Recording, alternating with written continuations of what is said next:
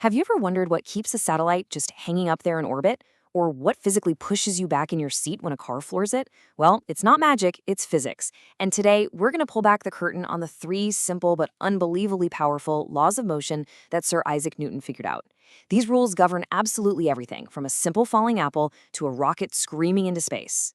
So here's our game plan. We're going to start with the absolute basics, just dipping our toes into the world of forces. Then, we'll tackle each of Newton's three laws one by one.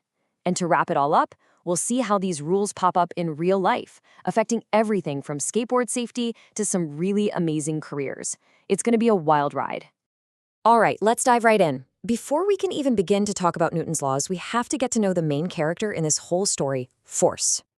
It seems like such a simple question, right? But the answer is, well, it's profound. Things don't just decide to start moving or stop moving all on their own. Nope, something has to give them a push or a pull, and that something is what we call a force. And believe it or not, there's a whole field of science dedicated to this. It's called dynamics. And it's all about figuring out the relationship between all those pushes and pulls and the motion they create. So let's meet some of the key players. First up is the big one, the one we're all feeling right now, gravity. It's that constant, invisible force pulling everything together. It's what keeps your feet planted on the ground and what keeps the entire Earth orbiting the sun. It's kind of the universe's superglue. So if gravity's always pulling you down, how come you're not sinking through the floor right now? Well, say hello to the normal force. It's the floor pushing back up on you with the exact same amount of strength. It's the unsung hero of just staying put. You ever try to slide a really heavy box across the carpet? That dragging feeling, that resistance, that's friction. It's the force that always tries to stop motion. And honestly, it can be annoying. But without it, you couldn't even walk across the room and cars couldn't stop. So, it's pretty crucial. And finally, you've got the most obvious force of all, applied force. This is just any regular old push or pull you make happen. Kicking a soccer ball, opening a door, pushing a grocery cart, that's all you, applying a force. Okay, so now that we've met our cast of forces, we can finally introduce the first rule of the game. Let's see how all this builds into Newton's first law, which is all about something called inertia. So, this is the classic textbook definition. It sounds a little formal, I know, but the idea behind it is something you feel every single day. Here's the simple version. Things are kind of lazy. Seriously, that's the best way to think about inertia. It's just the tendency for an object to keep doing whatever it was already doing. If it's just sitting there, it wants to keep sitting there. If it's moving, it wants to keep moving in a straight line at the same speed. And you feel this all the time. When a bus slams on the brakes, the bus stops, but your body wants to keep going forward. That's your inertia.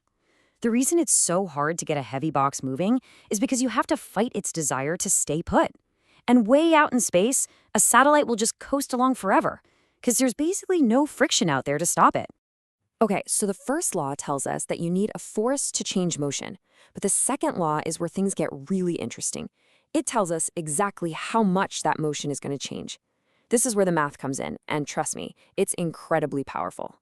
So once again, the official definition is a bit of a mouthful. All this talk about proportions and magnitudes, but don't let it scare you. It all boils down to one of the most famous and simple equations in the history of science. And here it is, F equals m times a, force equals mass times acceleration. This little formula completely changed our understanding of the universe. All it's saying is that the amount of force you need depends on two things. How heavy the object is, that's its mass, and how quickly you want to make it speed up, that's its acceleration. And this explains so much about our world. Of course, it's easier to push an empty shopping cart than a full one. The full one has more mass, so it needs more force to get it going. A pro baseball pitcher can apply a huge force to the ball, which gives it a massive acceleration. And a giant truck has so much mass that it needs way, way stronger brakes to slow it down than a little car does. It's all F equals ma. So we've seen that forces change motion, and we even know how to calculate that change. But Newton's final law reveals this really deep and beautiful truth about forces. They never, ever work alone. They always come in pairs. This is probably the most famous of all three laws, and for good reason. It's so short, so elegant, and it points to this fundamental symmetry that's built into the fabric of our universe. What this really means is that you can't touch something without it touching you back. It's impossible. If you go and push on a wall, that wall is pushing back on your hand with the exact same amount of force. Now, the reason you move and the wall doesn't is because the wall has way more inertia and it's, attached to a whole building. This law is literally what makes almost all movement possible. Think about a rocket. It works by throwing hot gas down with incredible force. That's the action. And the gas pushes the rocket up with an equal force. That's the reaction. When you swim, you push the water backward and the water pushes you forward. Even walking, when you take a step, your foot is actually pushing the entire earth backward, just a tiny bit, and in return, the earth pushes you forward. It's amazing. Okay, so we've broken down all three laws, but this isn't just stuff for a science test. These rules are constantly at play all around us, and they impact our safety, our hobbies, and maybe even what we do for a living. Let's just take skateboarding, for example.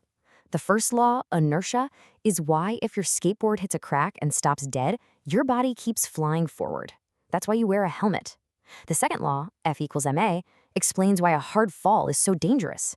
The sudden stop, that's massive deceleration, creates a huge impact force. That's what pads are for, to absorb some of that. And the third law is a harsh reminder that if you crash into a lamppost, that lamppost hits you back just as hard. And look, understanding these laws isn't just about playing it safe. It's the foundation for some incredible careers. A mechanic has to understand forces and friction. An aeronautics engineer uses action-reaction to design jet engines. A rocket scientist is living and breathing F equals ma every single day. Mastering these basics can open up a whole world of possibilities. So the next time you see a bird take flight, or you feel your body lean as a car takes a sharp turn, or even just toss a ball into the air, you'll get it.